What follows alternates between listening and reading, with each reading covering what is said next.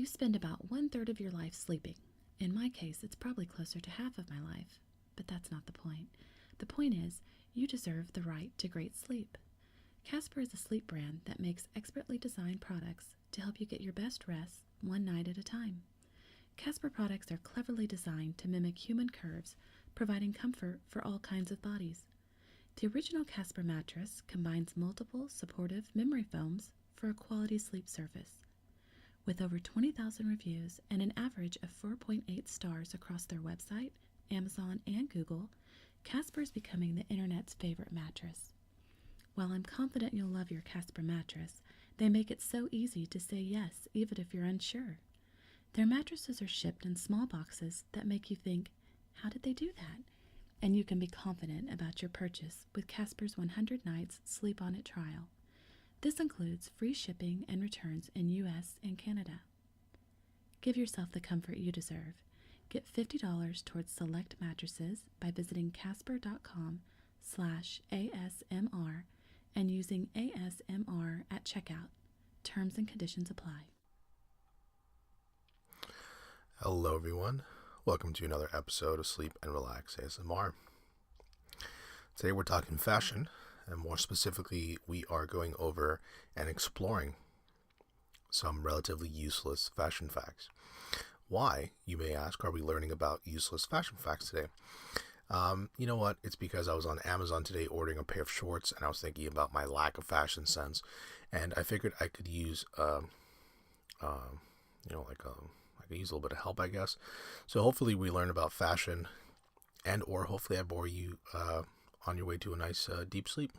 So yeah, let's just roll on with the facts. Let's just jump in. I haven't done one of these, I think, in a while, so it's amazing. Again, like, you kind of look at your release schedule, and I kind of look at my uploads historically, and I try to mix it up. Like, series that get a decent amount of downloads means that people, in my opinion at least, want to continue listening to it. And I don't think I've done a useless facts series in a little bit, so my apologies if I kept you waiting there. All right, on to the facts. Number 1. The word jeans comes from the cotton pants worn by jeans, G-E-N-E-S, the local term for Genoan sailors. See, we're off to the good stuff already. We're off and running. But then I wonder why the spelling is J-E-A-N-S. Because if it's inspired by the cotton pants worn by jeans, the Genoan sailors, and they spell it G-E-N-E-S, why not why not G-E-A-N-E-S, or something to that fashion. Okay, the average American owns 7 pairs of blue jeans, which to me is shocking. I mean, I have, I think, 2 pairs or 3 pairs of blue jeans. I'm curious to know how many you own. If you find that that's a low number, a high number, 7 to me seems to be a lot, but it bounces itself out. I'm sure if you have 15 pairs of blue jeans, you're listening and being like, yeah, I have 15. It's probably someone that has 1 or 2 and is like, that makes no sense.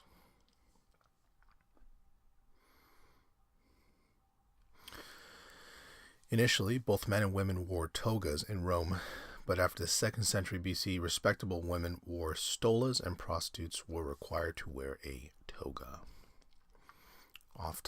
Again, we're in the good stuff today. The ancient Greeks exercised naked. In fact, this is where our word gymnasium comes from. And then they give me a Greek word, I guess, euvok or something. Gymnos means naked in ancient and modern Greek. Let me tell you, those ancient Greeks, man, they were out there. They were out there, in my opinion. The 4 major fashion capitals of the world are New York, London, Milan, and Paris. Each city holds fashion shows twice, in February and September. And that's the end of that fact, so I don't know why I made it seem as if I have to continue reading. Fact number 6, I believe. It was not acceptable for women to wear shorts in public until World War II. What's up with that, man? What is up with that? Why do people think they can tell people what to wear in public? Come on.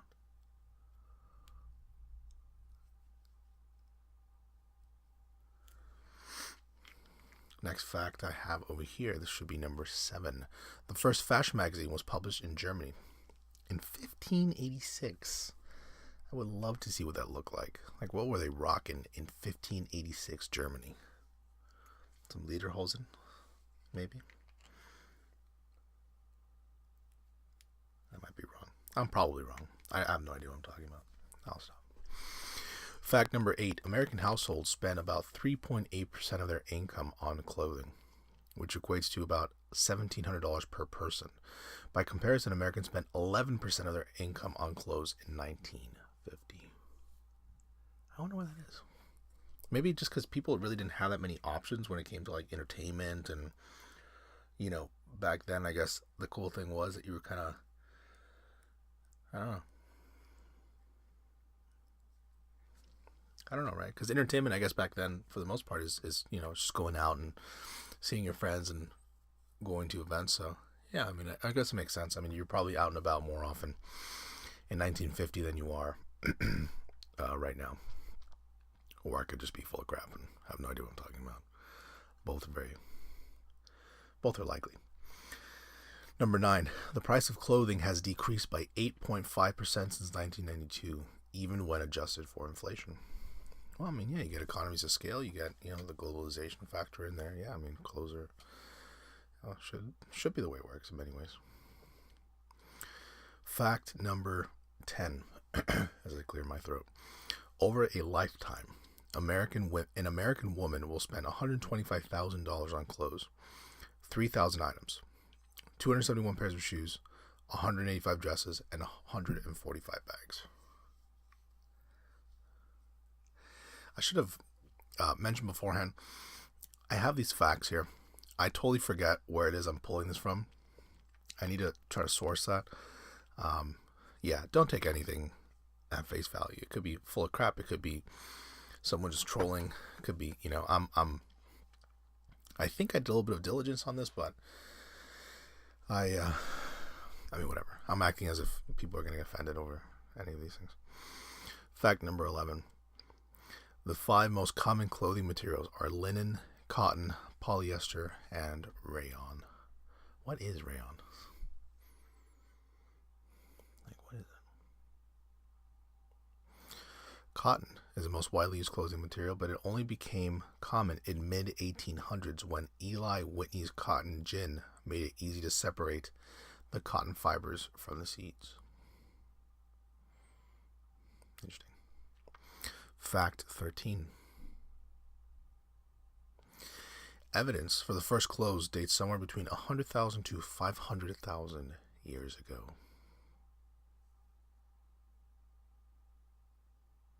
Fact 14. Simple needles made out of animal bone first appeared about 30,000 years ago. I guess to like try to thread for the purpose of threading materials and things like that. 15. The Bikini was named after the island Bikini Atoll, where the U.S. military was testing its bombs in World War II. It was so named because its creator, Louis Raud, believed the revealing suit would create a shock like that of the atomic bomb. That's a little bit presumptuous. 16. Women's nominal clothing sizes have increased in physical size over the years in a phenomenon known as vanity sizing. A size 8 dress with a 32-inch bust in 1967 is now considered a size 0 today. Wow, go figure.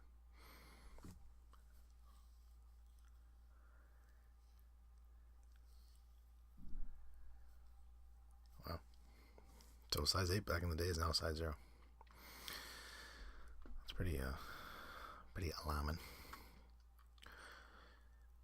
Fact number 17.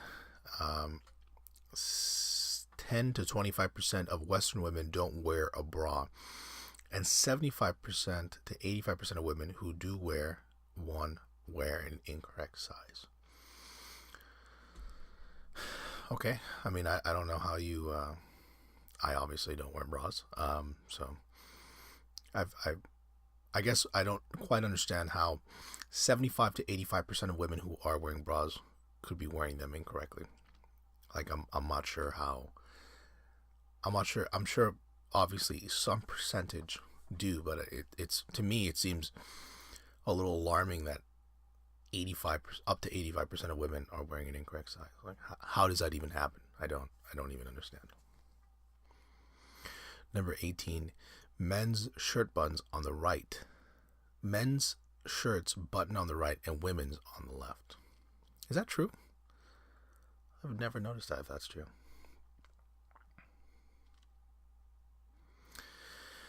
'19. Both the pencil skirt and the A-line skirt were designed by Frenchman Christian Dior, who is single-handedly credited with inspiring 1950s fashion. Dior. Every time I think of Dior, I think of like those cheesy, like perfume or cologne commercials, where it's always the same thing. In my opinion, it's always like Dior by Dior, or it's like, like Christian Dior by Dior. It's like, I mean, could there be a little more thought into that? Fact 20, I'm rambling. Children dress identically to adults into the mid-1800s when the concept of children's clothing took off. That's adorable. I love seeing little kids dressing like adults. We have to bring that back. Why do we need kids dressing like little kids? Let them grow up like grown men and women. That to me makes sense. Fact 21. What Americans consider tuxedos are called dinner jackets in Great Britain, as the word tuxedo itself refers to the white version of the suit jacket in British English. Makes sense. Fact 22. Dresses and skirts are commonly seen as women's clothing in the West, but in other parts of the world, men wear them as frequently as women do. Like in Scotland. Right? Scotland. Okay, bad accent. Fact 23. More than 2 billion t-shirts are sold each year. It's a lot of t-shirts.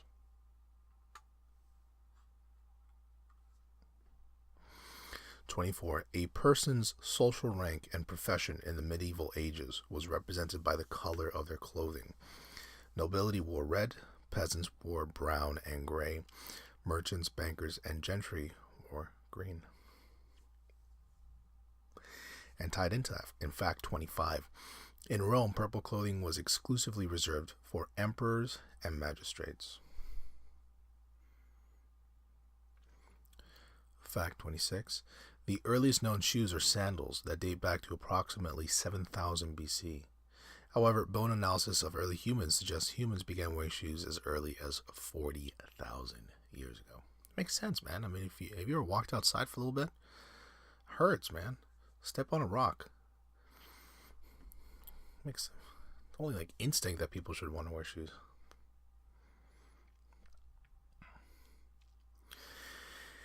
In Arab culture, shoes are considered dirty because they touch the ground and cover the lowest part of the body, the foot. It is considered offensive to show one's shoe sole, and throwing your shoe at someone is an extremely grave insult. 28. The difference between two nominal clothing sizes is approximately 10 to 15 pounds. Fact 29. Standard women's clothes are designed to fit women between 5'4" and 5'8" tall, which makes sense. I mean, that's average. I mean, it's tough. I mean, if you're a 6'9" woman, or man, I guess for that matter, but I mean, it only makes sense. It's difficult to find clothes that are going to fit people that are, the exception in most cases. So it's just an unfortunate truth, I guess. Fact 30. One silk cocoon produces an average of 600 to 900 meters of silk filaments, but it takes 4 to 8 pieces to make one strand of silk thread. In all, it takes about 30,000 silkworms to produce 12 pounds of raw silk. 31. Eyeliner became popular after its discovery in King Tutankhamun's tomb in the 1920s. Is that true? Is that really true? Eyeliner became popular after its discovery in King Tutankhamun's tomb in the 20s? Seems a little strange. 32. It was once taboo to wear black unless one was in mourning. Victorian widows were expected to wear black mourning clothes for 2 years after their husband's death. 2 years? Women were supposed to be wearing black. Come on. I'll move on. Fact 33. Until around the beginning of the 20th century, Chinese culture regarded small feet as beautiful, and it was a common practice to bind women's feet from an early age to keep their feet small. This practice was limited to the wealthy, however, as the feet of women who underwent the procedure were so deformed that they had difficulty walking. That is horrible. That is terrible. I mean, I don't understand where different civilizations and groups of people get like these ideas that this is beautiful because we say it's beautiful, so we're going to deform you. Jeez. 34. The fashion industry generates an average revenue of $20 billion each year. Cha-ching, cha-ching, cha-ching. 35. A sneakerhead is someone who collects shoes. 36. Nowadays, kimonos are worn only in very formal occasions in Japan, except by sumo wrestlers, who are required to wear traditional Japanese clothes when in public. 37. For all the hoopla made about Fashion Week, the average fashion show is only about 10 minutes long. Their words, not mine. They're the ones that put in hoopla.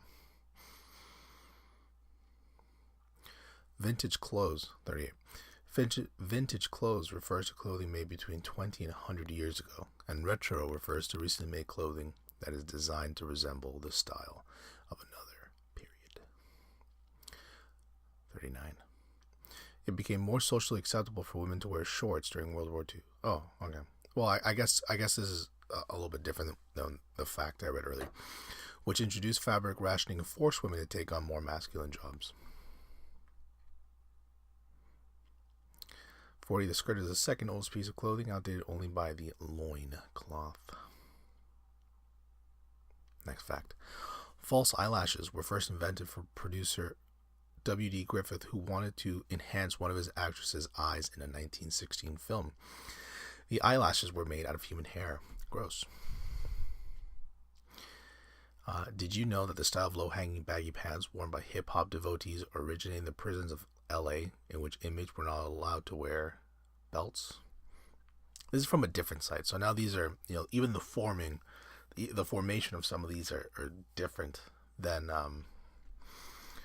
in the previous set of facts. So that's why now these are coming out as like a question instead. The origin of neckties were first worn in Croatia, but they were called cravats. I guess the necktie before was called the cravat. A person collecting neckties is known as a gravatologist. Necktie is considered to be the most popular Father's Day gift in the world. In ancient Egypt, wealthy Egyptian women placed scented grease cones on top of their heads. The grease melted during the course of the day, covering their skin and clothes with an oily fragrance.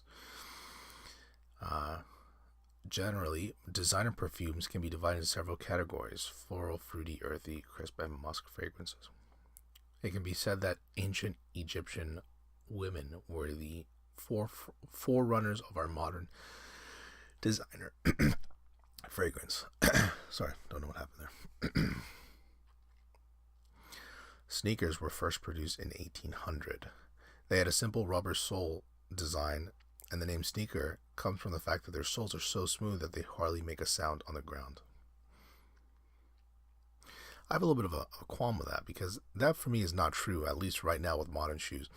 I have a pair of running shoes that they have like almost a suction cup, not suction cup, but they have like little suction holes on them on the soles, and every time the shoes interact with a surface like marble, for example, like it literally sounds like suction cups coming on and off of that of the floor. So I mean, I'm not sneaking up on anyone with those shoes, and I have my own issues with shoes today. I find that shoes, especially, I'm gonna blast Nike because I kind of grew up wearing, I like the way they look. I just find the Nike shoes right now, they're terrible. I find they're all terrible. They're not comfortable. They look good, but they have stupid things like that where it's like, the soles create like a suction motion, and it sounds like, you're like wah, wah, wah, wah, as you're walking around, or like your foot, they start to like lean a certain way, so your foot is almost like you almost have to walk on the sides of your feet. Anyone else having problems with their Nike shoes? Am I the only one? And it bothers me because I like the shoe, I like the look of the shoes that I've been getting recently, but it's just they've been so bad. Like in terms of usability, they look great. They work for the first few wears, and then afterwards, it's just something that happens with them. They fade, they get too dirty, they get whatever. So, yeah. Anyway, next fact. In the Victorian era, women did not wear cosmetics as it was considered to be for people of quote-unquote questionable character.